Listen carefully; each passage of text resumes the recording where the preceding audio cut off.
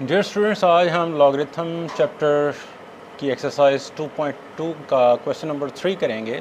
This is the last question of this exercise.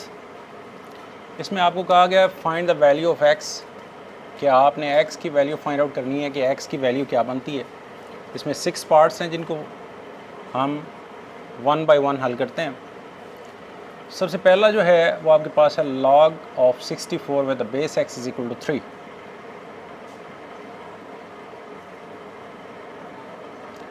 तो इसको सबसे पहले हम कन्वर्ट करते हैं एक्सपोनेंशियल फॉर्म में, और एक्सपोनेंशियल फॉर्म में जब हम इसको कन्वर्ट करेंगे तो x raise to the power 3 is equal to 64 हमारे पास आएगा। अभी देखें x raise to the power 3 है तो 64 जो है वो इसकी अगर हम फैक्टराइजेशन करें तो ये किसकी पावर 3 बन सकता है। तो 64 को अगर हम 4 पे करें तो 4 1s are 4 and 6 4s are 24, 4 4s are 16 and 4 1s are 4. X raised to the power 3 is equal to 4 raised to the power 3. If the bases are same, then the exponents will also be same. And if exponents are same, then the bases will also be same. X is equal to 4. That will be our answer for question number 1. Now let's move to the question number 2. Part number 2 में हमसे क्या पूछा गया है। Part number 2 में log of 1 to the base 5 is equal to x, इसको भी exponential form में लिखेंगे तो 5 raise to the power x is equal to 1 आ जाएगा। अब यहाँ पे देखें 5 की पावर क्या रखी जाए कि वो इक्वल्स 1 हो जाए। तो this is possible for 5 raised to the power 0 is equal to 1. So hence x is equal to 0. That will be our answer. यहाँ से आप एक और दरमियान में स्टेप ऐड कर सकते हैं कि 5 raised to the power x is equal to 1 and 5 raised to the power 0 is equal to 1.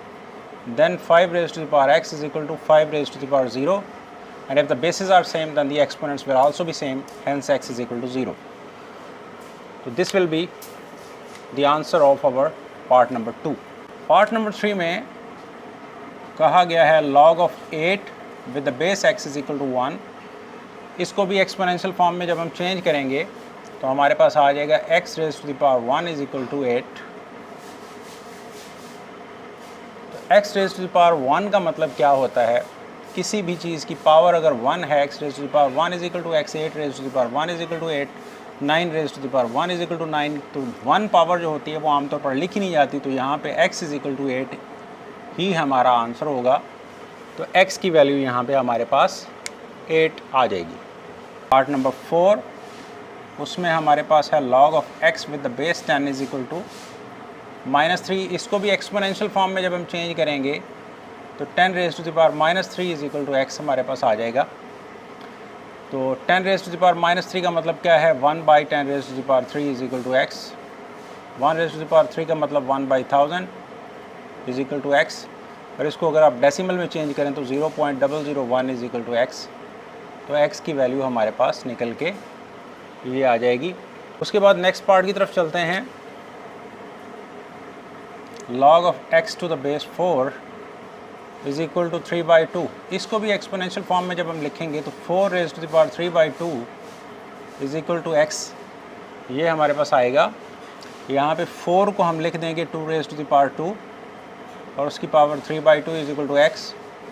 2 raise to the power 2 multiplied by 3 by 2, power जो हैं वो आपस में मल्टीप्लाई हो जाएंगी, 2 से 2 कैंसिल आउट हो गया। 2 raise to the power 3 is equal to x। 2 raise to the power 3 किसके बराबर होता है, 8 के बराबर। 2 multiplied by 2 multiplied by 2 is equal to 8। तो x की वैल्यू यहाँ पे हमारे पास 8 आ जाएगी। तो हमारा पार्ट नंबर 5 भी सॉल्व हो गया। Now let's move to the part number 6, the last part of this exercise. तो वो हमारे पास आ जाएगा log of 1024 with the base 2 is equal to x। इसको भी एक्सपोनेंशियल फॉर्म में लिखेंगे तो 2 raise to the power x is equal to 1024। यहाँ पे 1024 जो है इसको फैक्टराइज करना होगा। इसको जब हम 2 पे करेंगे 5 2 ज़ार 10, 2 1 ज़ार 2, 2 2 ज़ार 4, फिर 2 2 2 ज़ार 4, 2 5 ज़ार 10, 2 6 ज़ार 12, फिर 2 1 ज़ार 2, 2 2 ज़ार 4, 2 8 ज़ार 16, फिर 2 2 6 ज़ार 12, 2 4 ज़ार 8, फिर 2 2 3 ज़ार 6, 2 2 ज़ार 4, फिर 2 16, फिर 2 8, फिर 2 4, फिर 2 2 और फिर 2 1। तो 2 रेज़ टू द पावर कितनी आ गई? 1 2 3 4 5 6 7 8 9 10। तो 2 raise to the power x is equal to 2 raise to the power 10। तो if the bases are same then the exponents will also be same.